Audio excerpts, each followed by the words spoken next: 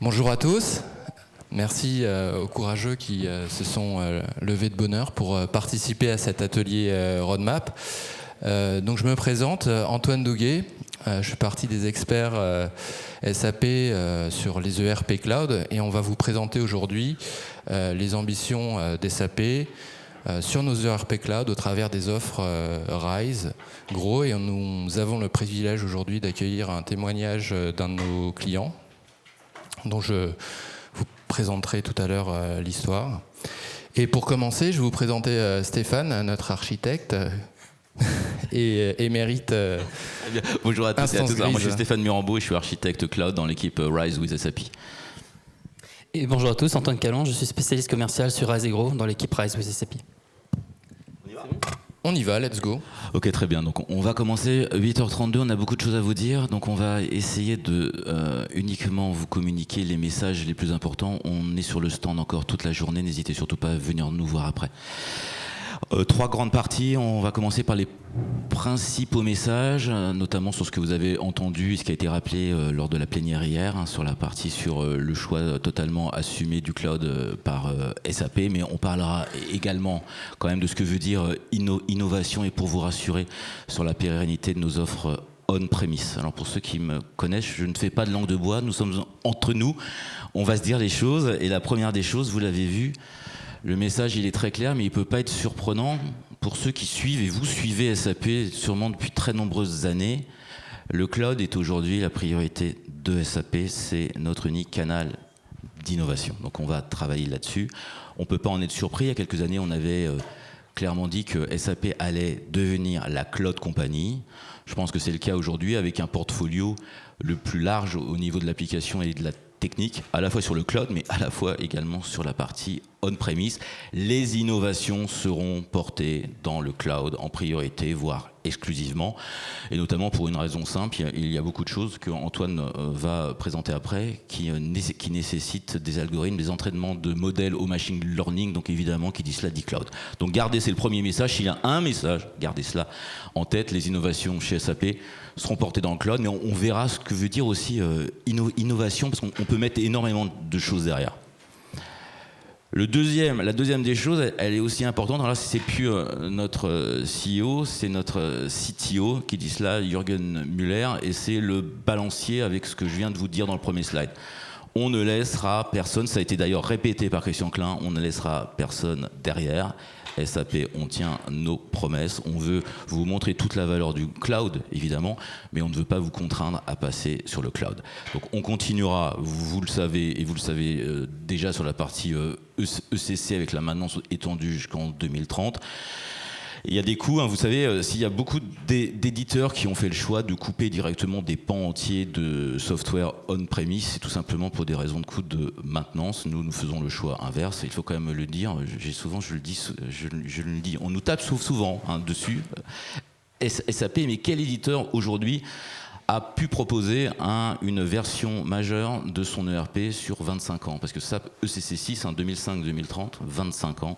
Et SAP S/4HANA, on y reviendra, 2015-2040, 25 ans. Donc je pense que nous sommes aujourd'hui les seuls. Mais le message, l'innovation restera dans le cloud, et majoritairement. Alors je vais un petit peu vite parce que l'atelier est dense. Alors, ça va consister en quoi? Alors j'ai mis quelques éléments qui sont importants parce que maintenant on entend, pour ceux avec qui nous avons été en contact, on disait il y a jusqu'à quelques temps, c'était cloud first, c'est-à-dire que SAP nous proposions des architectures cloud et puis si vous n'étiez pas convaincu, on avait pratiquement globalement la même chose pour le cœur de notre ERP on-premise. Maintenant ça va être cloud only, c'est-à-dire c'est directement en lien et le premier message il est marqué en haut. Le canal d'innovation sera cloud only. Mais vous savez, j'ai mis entre guillemets, parce que c'est les innovations, et je pense qu'il faut faire un distinguo entre les innovations majeures et les innovations standards que vous pouvez attendre dans une solution S/4HANA. Donc les innovations majeures, comme celles que Antoine vous présentera, elles ne seront disponibles que dans le cloud, donc je ne déflore rien, tu présenteras et tu citeras les choses, mais vous retrouverez bien sûr dans les solutions S/4HANA on-premise ce que vous pouvez attendre d'une innovation, on va dire standard, la nouvelle interface utilisateur, des intégrations avec des outils tiers, des améliorations de best practice. L'innovation, elle sera encore dans le S4HANA on-premise, comme vous la connaissiez dans le S4HANA. On n'est pas sur le même modèle que le CC6. Le CC6, dernier EHP, 2016, il n'y a plus d'innovation depuis sur le S4HANA. On va continuer sur la partie on-premise à sortir les versions tous les 2 ans. Pour cela, on a clairement, ça a été fait il y a quelques mois, jusqu'à présent, la version Private Edition, Antoine vous en dira un mot, la version on-premise, les roadmaps étaient exactement les mêmes. Donc c'est pour ça que c'était Cloud Only, vous étiez convaincu du S4HANA, la solution très bien, et vous aviez le choix. Maintenant, si vous voulez vraiment adopter la stratégie SAP et les innovations majeures, le choix, il est unique. C'est la version cloud et on a bien séparé les roadmaps pour montrer notre volonté, notre engagement de proposer essentiellement cela dans le cloud. Cloud Only, c'est également améliorer de manière continue les offres autour de notre ERP Cloud. Alors vous avez sûrement entendu le mot Rise with SAP, je l'ai cité, Antoine en dira un mot. On améliore depuis 2 ans et demi, maintenant Rise a presque 3 ans au mois de janvier 2024, ça fera 3 ans. On améliore de manière continue avec des packages qui sont de plus en plus intéressants et le dernier qui va être annoncé dans les prochains jours comprendra l'intégralité des nouvelles innovations, des grandes innovations qu'Antoine présentera et puis on mettra des moteurs additionnels au niveau de la finance pour vraiment aller au-delà de la mise en place d'une solution S4HANA mais de couvrir d'autres pans fonctionnels. 4e point, alors là c'est l'architecte qui parle. S'il vous plaît, même si vous êtes on-premise, adoptez le clone mindset et le core clean. C'est-à-dire, et je le dis avec d'autant plus de force, c'est qu'il y a 20 ans, je disais le contraire. Je disais, mais vous inquiétez pas, cassez le standard, faites des gros spécifiques, c'est très très bien.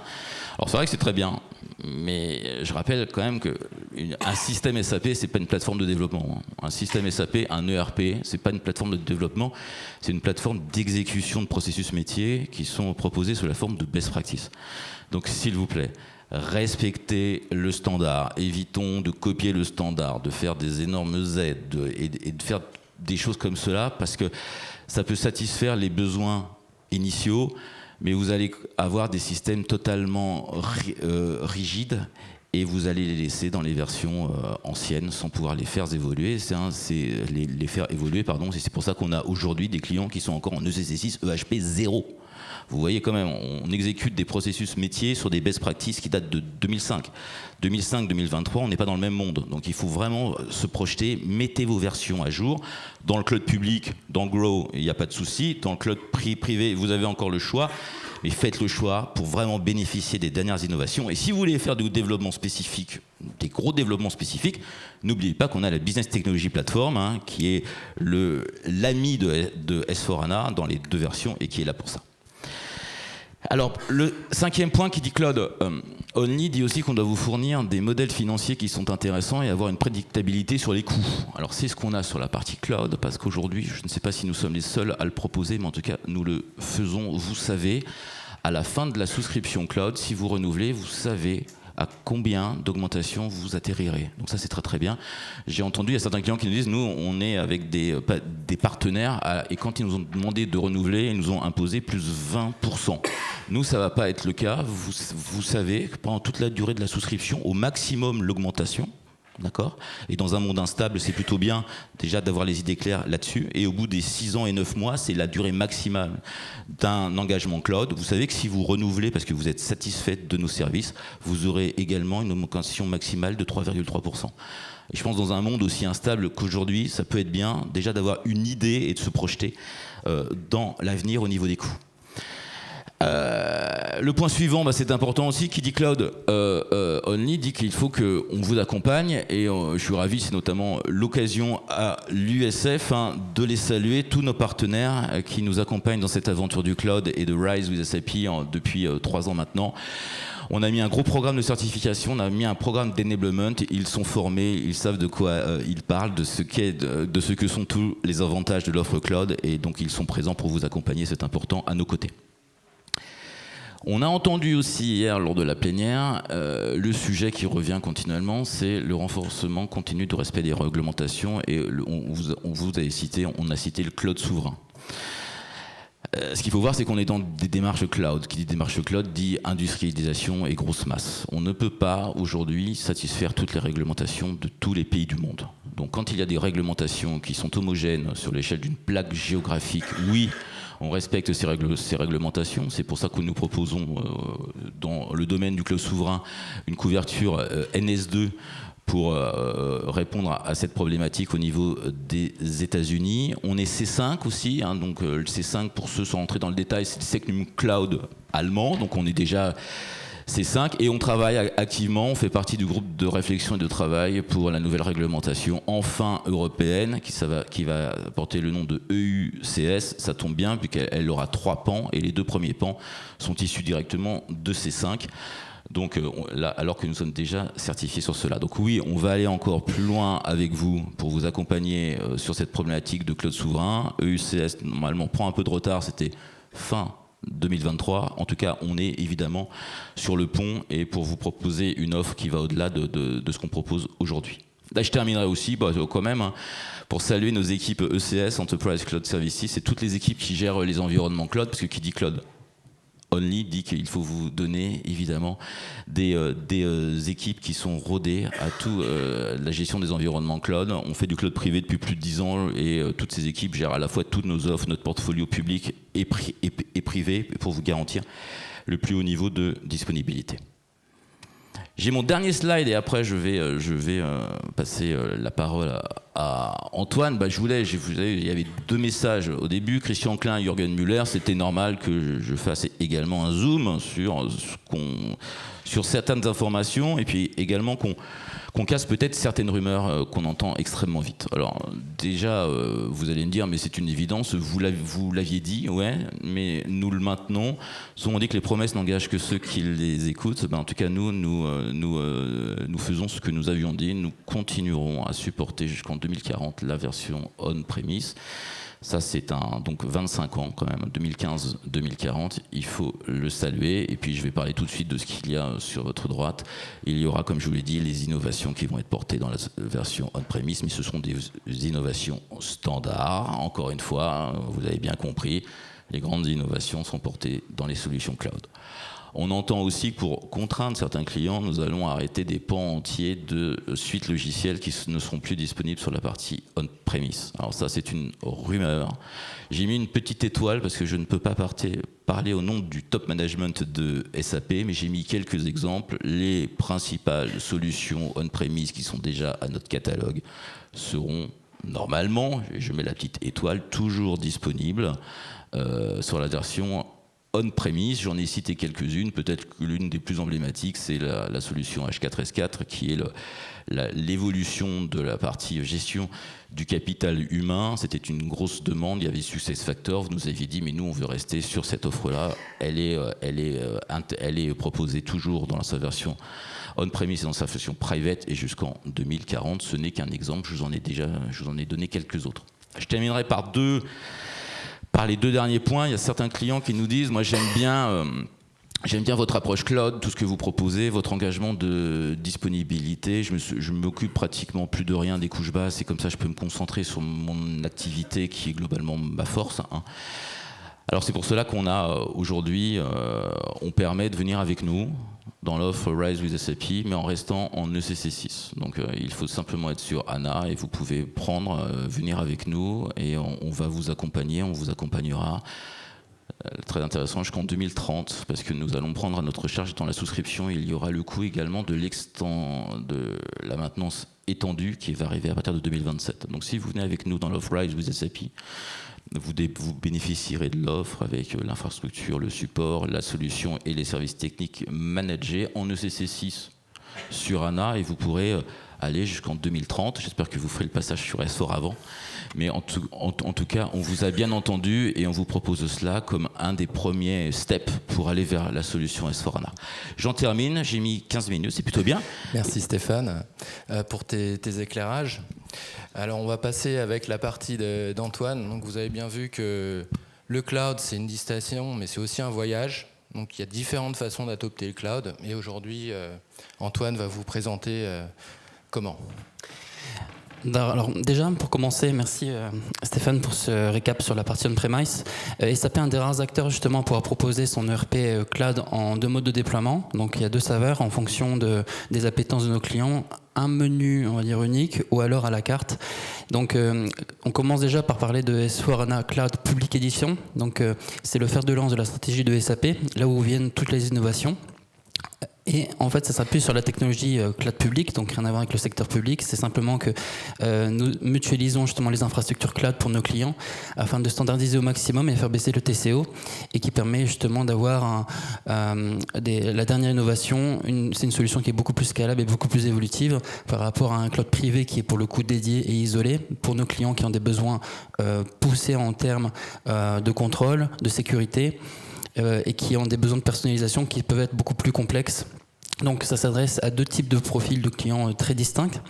Vous avez pour le coup, pour la partie publique, c'est du vrai SaaS, donc vous avez de l'accessibilité qui est particulièrement appréciée, dans le sens où vous pouvez accéder à votre application à partir de n'importe quel appareil dans le monde, à partir du moment où vous avez accès à Internet. Sur la partie privé, vous avez plus de contrôle sur votre ERP, vous avez la possibilité de faire beaucoup plus de développement et de pouvoir également décider de l'innovation. À partir du moment où vous allez recevoir des nouvelles fonctionnalités dans l'ERP, vous n'allez pas être aussi contraint que sur la partie public cloud de recevoir et d'adopter ces dernières innovations, ou qui arrivent au fil de l'eau. On a deux mises à jour principales sur la partie publique, une qui arrive en février, une en août. C'est comme sur votre iPhone, vous n'avez pas vraiment le choix de décider quand vous voulez bénéficier des dernières fonctionnalités, mais c'est vraiment pour vous focaliser sur l'usage de votre ERP. Cette ERP est déclinée donc en 2 modes de déploiement, mais également en 2 offres. 2 offres qui justement répondent à des besoins très spécifiques, qui ont des profils de clients qui sont très distincts. On va commencer peut-être par la partie Rise, qui a été lancée, comme le disait Stéphane, début 2021, et qui est non pas une solution, mais une offre qui reprend plusieurs solutions. Ça s'appuie principalement sur l'application S/4HANA Cloud, dans sa variante privée comme publique, même si on verra que c'est principalement du cloud privé qui est adopté par nos clients. La partie BTP, parce qu'il n'y a aucun ERP qui fonctionne tout seul, on a besoin de l'intégrer à un écosystème riche, applicatif très riche, ou faire du développement. Des services managés, l'infrastructure cloud qui est derrière vous permet justement d'avoir votre solution qui est hébergée chez SAP, mais également chez des hyperscalers, Amazon Cloud, Microsoft Azure, AWS et autres Alibaba. Et également des services supplémentaires, par exemple Signavio, qui vous permet justement d'élaborer vos processus déjà existants et de pouvoir les transférer sur le cloud, les adopter sur le cloud. Donc c'est très prisé pour notre base installée, principalement des grands clients qui ont besoin de capitaliser sur leurs investissements précédents ou sur leur historique de processus qui peuvent être très complexes et qui ne peuvent pas forcément le faire dans du cloud public. Ouais, c'est une approche à la carte. C'est ça, c'est vous qui choisissez un petit peu comment vous voulez personnaliser votre paysage ici. C'est également prisé par des ETI, des tailles intermédiaires, qui ont des besoins très complexes et qui ont le budget également pour pouvoir adopter cette solution, ou des entreprises qui sont contraintes par des industries qui sont régulées, que ce soit dans la défense, l'aéronautique ou le public. Ça dépend vraiment des caractéristiques et des contraintes de chaque client.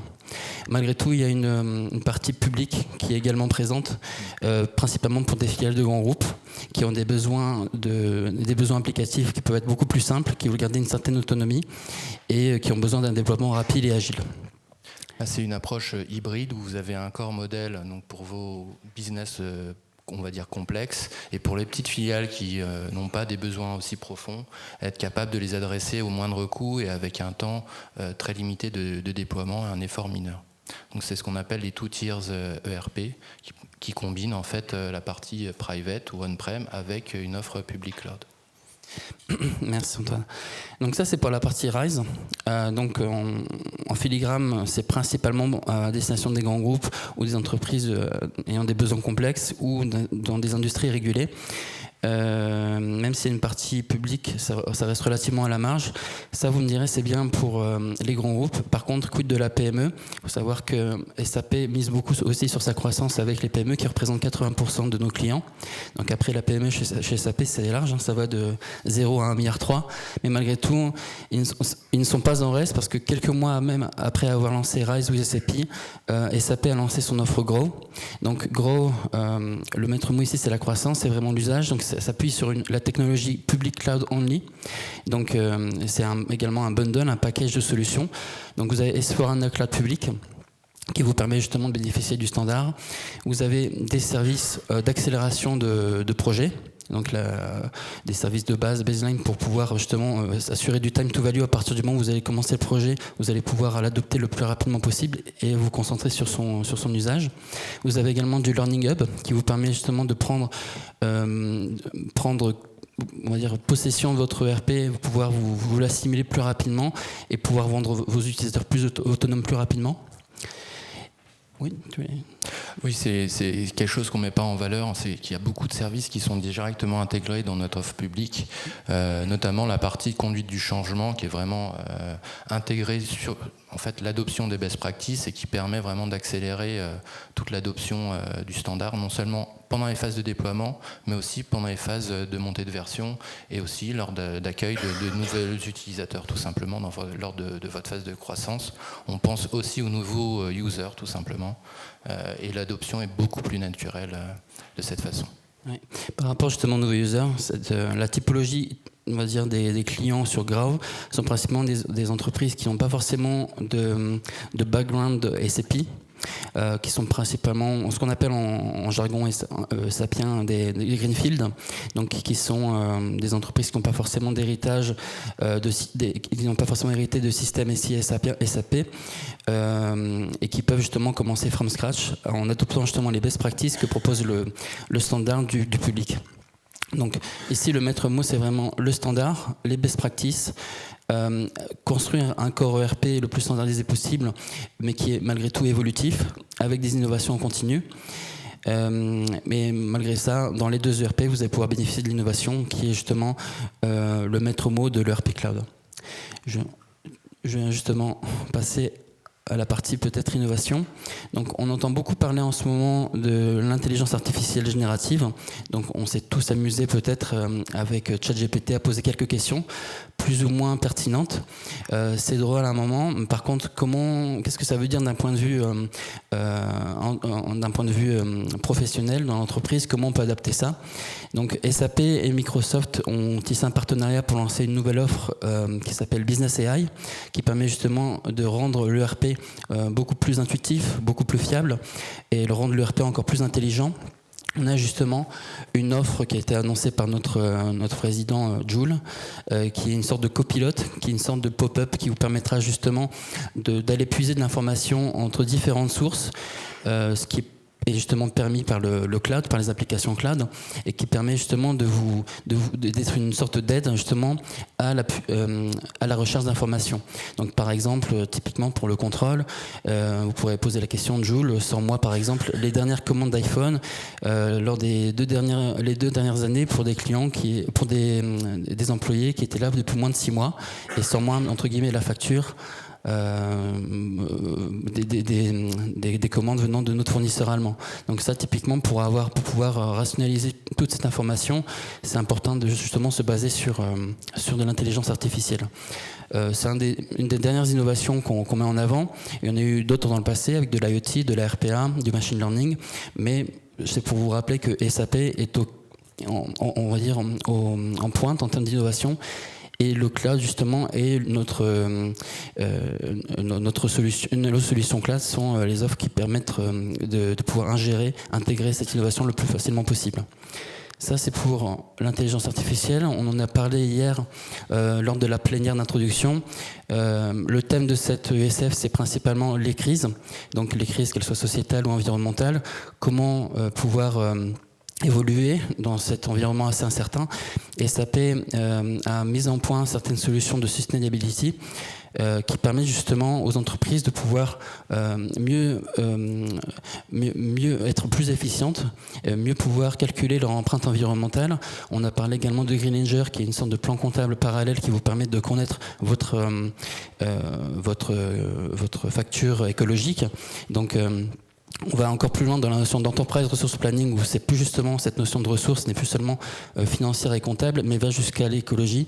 Et pour justement connaître votre impact sur non seulement votre activité, mais aussi toute la chaîne de valeur avec vos fournisseurs et clients, on a d'autres solutions comme Sustainability Control Tower qui vous permettent de pouvoir mesurer cet impact et pouvoir vous proposer des scénarios pour justement agir et être une entreprise encore plus efficiente.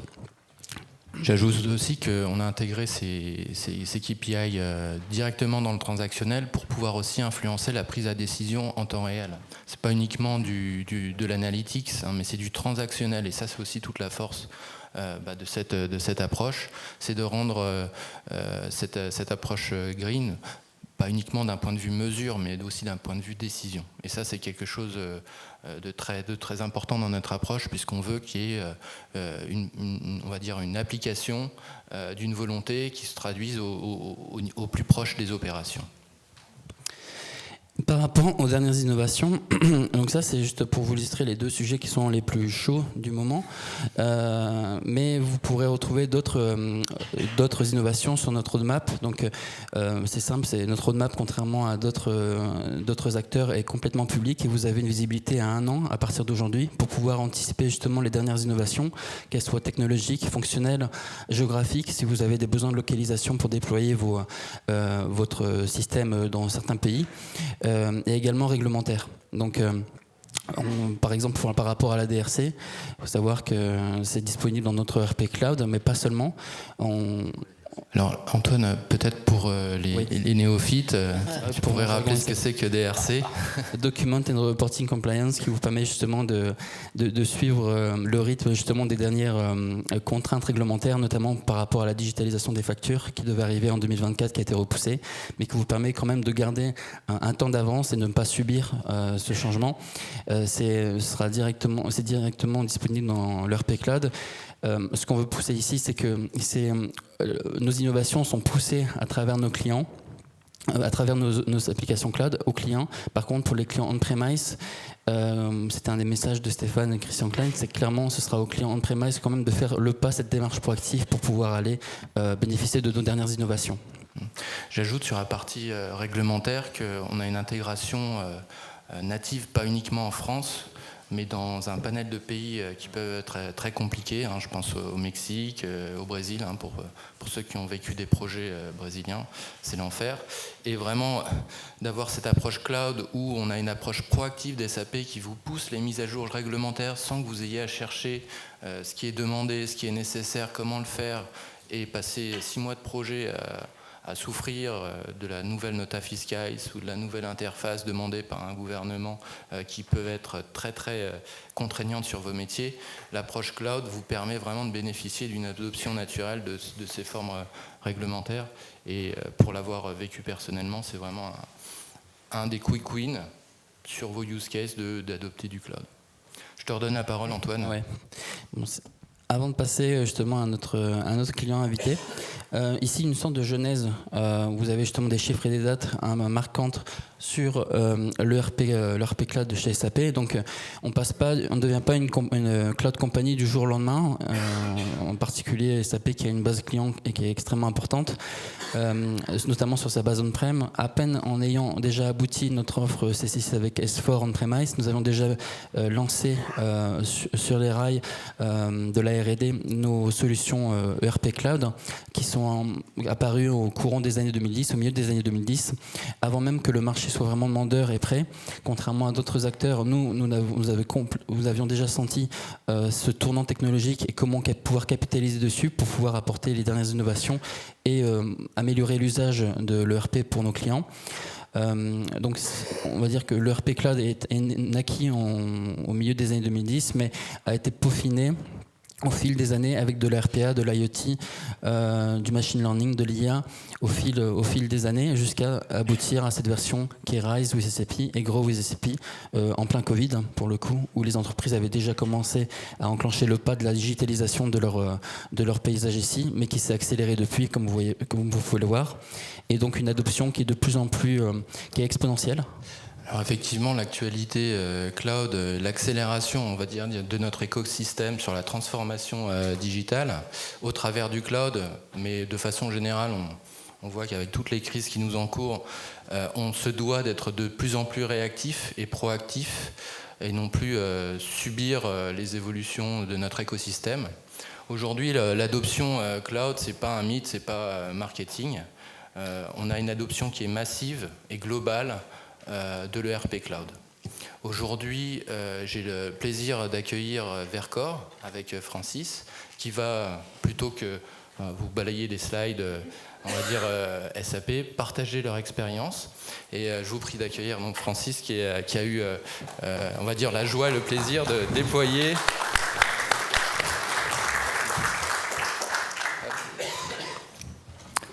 Donc oui, merci pour l'introduction. Merci donc, Francis. Francis Os, je m'occupe des programmes digitaux chez Vercor. Donc je vais peut-être commencer par vous expliquer un petit peu l'aventure Vercor et puis comment est-ce qu'on est arrivé à choisir Grow avec le S4 Cloud public.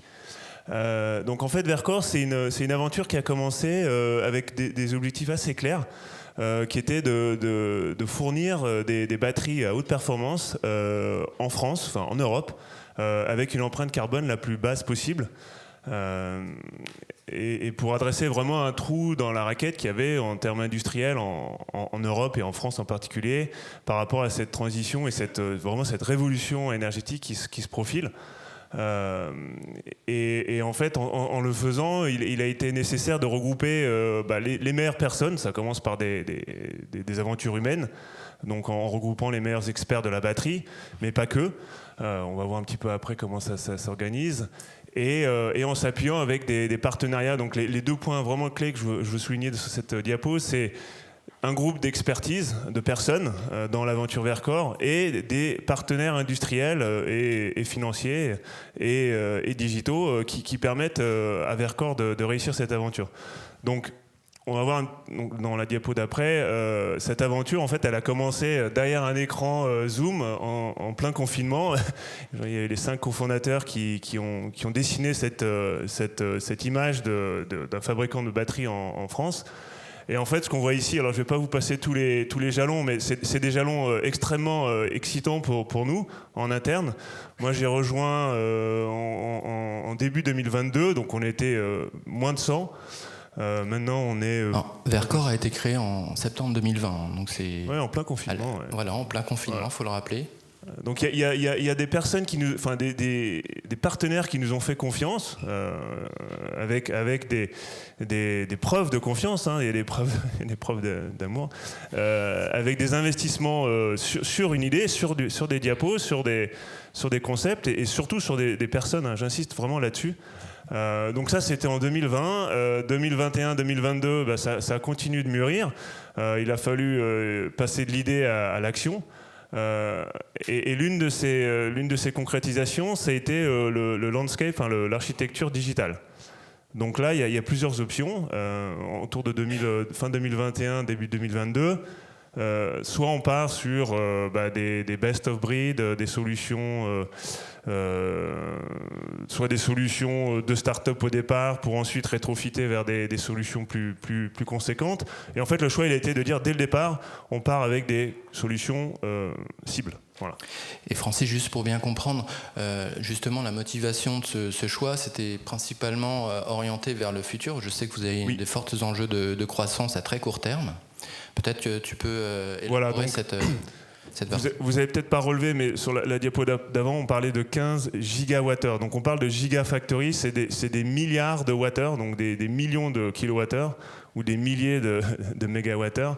Pour vous donner un ordre de grandeur, 15 gigawattheures, c'est 300 000 Zoé par an. Et le chiffre d'affaires, je vous laisserai le calculer un peu après, mais c'est des montants assez conséquents, très conséquents. Et pour y arriver, en fait, on part quasiment de zéro. Hein, et à 2025, on veut monter à plusieurs milliards de gigawattheures, donc plusieurs milliards d'euros, hein, pour faire simple. Et donc cette croissance, c'est vraiment l'image de l'hypercroissance industrielle, financière, technologique, humaine. Et pour y arriver, en fait, voilà, on a eu à faire des choix. Donc en bas, on voit les investissements financiers. Mais il n'y a pas que ça, il y a aussi comment on va y arriver. Donc il y a des usines, il y a une usine à Grenoble qui s'est montée en moins de 18 mois, hein, donc c'est vraiment très très rapide. On a repris un ancien site de Schneider qu'on a reconverti pour l'usine pilote. Et là, on a posé les premières pierres de l'usine de Dunkerque. Voilà. Je pense que voilà, on va peut-être passer à la slide d'après qui va un petit peu résumer d'un point de vue, on va dire marketing, mais c'est aussi important que vous imaginiez un petit peu les briques digitales qu'on est en train d'essayer d'implémenter. Pour faire une batterie lithium-ion, c'est extrêmement compliqué, c'est extrêmement compétitif, ça se joue en nanomètres et en nanogrammes. Et pour y arriver, en fait, on a besoin d'une architecture digitale extrêmement robuste. On-premise, pour tout ce qui est exécution de la fabrication, avec toutes les notions un petit peu de capteurs, de edge computing, de manufacturing execution system, enfin de GPAO. Et dans le cloud, pour un certain nombre de tâches, soit de process métiers que l'on ne souhaite pas mettre en on-prem, soit pour des calculs ou des scénarios extrêmement avancés de simulation. Donc le PLM, il est dans le cloud, le RP, il est dans le cloud, et le MES, il est on-prem. Voilà, pour faire très simple, hein, et après il y a tout un tas d'autres systèmes. Et donc nous, le RP, on a choisi rapidement de dire, voilà, on est une scale-up, on est hétérogène en termes de background, d'origine industrielle. On doit avancer vite sur ces process métiers, et le cloud public a été vraiment un des accélérateurs par rapport à cette structure. Donc qu'est-ce que c'est le cloud public chez Verkor? Juste après, ouais, voilà. Donc là, on a fait, en fait, on a un gros travail aussi en interne de sensibilisation et d'explication de ce que c'est que le paysage applicatif digital de Verkor. Il y a des experts process, il y a des experts produits, et il y a des experts digitaux. Mais c'est des expertises des fois un petit peu éloignées les unes des autres. Donc ce qu'on fait, nous, à chaque fois, on a une dizaine de systèmes, on fait une fiche d'identité. Celle-ci, c'est celle sur l'ERP, il y en a une sur le PLM, sur le MES, sur le LIMS, sur tout un tas de systèmes. Et à chaque fois, on rappelle les fondamentaux. Et sur le RP Cloud, ce qu'on a identifié par rapport aux équipes SAP, c'était qu'il nous fallait un GROW. Donc dans le GROW, on a, comme on expliquait juste avant, une bill of material, enfin des fonctionnalités qui nous ont été proposées à l'époque, en 2021, qui ont un petit peu évolué, hein, je vais y venir un petit peu après. On a des choses qui sont très utiles, hein, c'est le S4 en lui-même, le BTP pour s'intégrer, le Signavio qu'on a vu et qui était un facilitateur et un accélérateur pour expliquer au métier. On a 52 nationalités quand même, hein, donc on a des personnes d'origine différente, de nationalités, de langues différentes, donc leur expliquer un processus procure to pay, il faut un flux très, très clair et très visuel. Qui fait quoi, quand, où, hein, concrètement. Donc le Signavio, on a mis un petit peu de numérisation de factures parce qu'on s'est rendu compte qu'on avait quand même une problématique de flux factures fournisseurs. Donc ça, c'est le Central Invoice Management. Et on a, comme j'expliquais juste avant, on a des fonctionnalités que l'on n'a pas choisi d'adopter.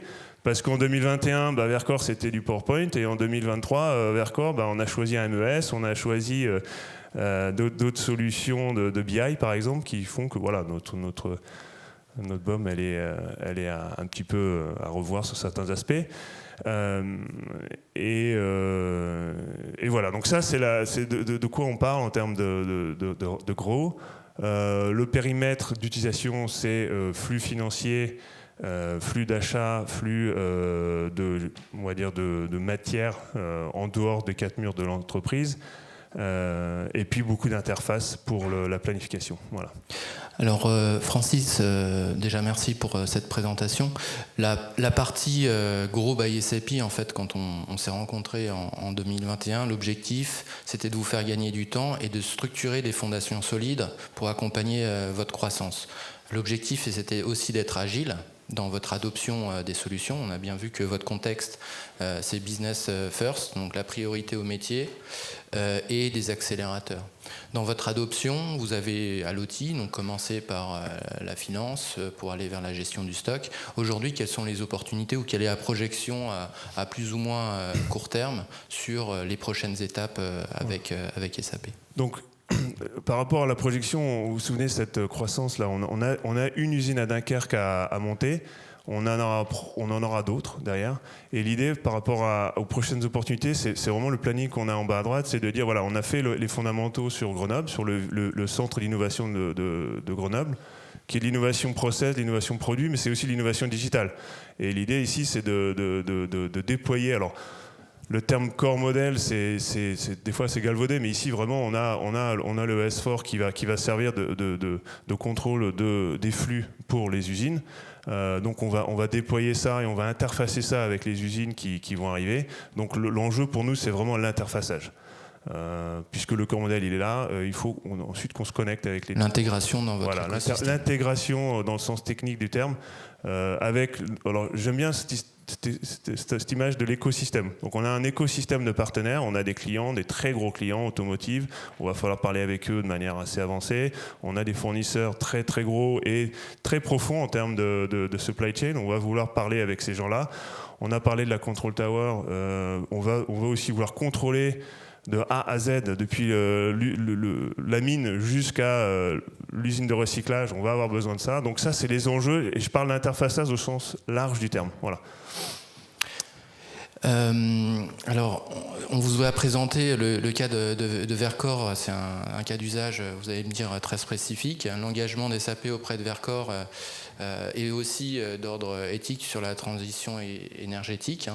On a des enjeux qui nous attendent dès aujourd'hui et on est très fiers d'avoir accompagné Vercor. Peut-être sur l'adoption cloud, tu pourrais partager ton retour d'expérience sur tes conseils tout simplement pour bien adopter du RISE ou une offre S4 HANA Cloud public pour l'audience qui est, je pense, curieuse d'avoir ton retour franc et direct. Oui, donc j'ai essayé de résumer ça en bas à gauche en trois points clés. Donc l'agilité au sens vraiment, voilà, il faut l'embrasser, il faut l'adopter sur du procure to pay, enfin sur des flux d'achat, c'est standard, sur des flux financiers, c'est standard. N'ayez pas peur en termes métier d'aller prendre ça et l'intérêt, c'est la valeur ajoutée, c'est aussi de dire voilà, si vous l'adoptez tel quel entre guillemets, les prochaines évolutions qui vont arriver, les réglementaires et autres, elles seront moins douloureuses. Donc on essaye voilà, en termes d'agilité d'expliquer ça au quotidien. C'est pas évident des fois parce qu'on a toujours ces besoins de je veux ça, ouais mais non, enfin voilà. Donc ça c'est l'agilité aussi métier qui est importante. La rapidité, vous avez vu, on n'a pas le temps de tergiverser. Les déploiements en termes projet, c'est extrêmement rapide. On a des ateliers fit to standard. Voilà, c'est le flux, il est comme ça. On a des petits ajustements et on déroule dans la semaine le flux. On utilise beaucoup d'outils. Alors on s'est rendu compte au départ que y aller en mode PowerPoint, Excel, ça aurait pu marcher pour une start-up parce que les gens ont plus l'habitude. Mais on a dit dès le départ, non, il faut se structurer parce que ça va tellement vite qu'il faut garder une trace. Et on a utilisé le cloud ALM, on a utilisé le Synovio dont je parlais. La documentation, elle est à absorber, c'est un énorme effort. On a une personne dans l'équipe qui passe beaucoup de temps là-dessus, mais qui maintenant est très, très réactive. Et le point de multi-skilled, en fait, c'est un point important parce que ça, c'est un mindset qui change aussi par rapport aux intégrations et aux personnes qui nous accompagnent là-dedans. C'est plus du silo, c'est plus le BC, le fonctionnel, le métier. C'est un petit peu tout ça. Alors, c'est plus trop de BC, mais c'est surtout du fonctionnel-technique. Et ça, c'est aussi par rapport aux partenaires et par rapport aux personnes qui nous accompagnent, c'est important. Et l'interopérabilité, j'en ai un petit peu parlé juste avant. on commence à vraiment se connecter avec le monde extérieur.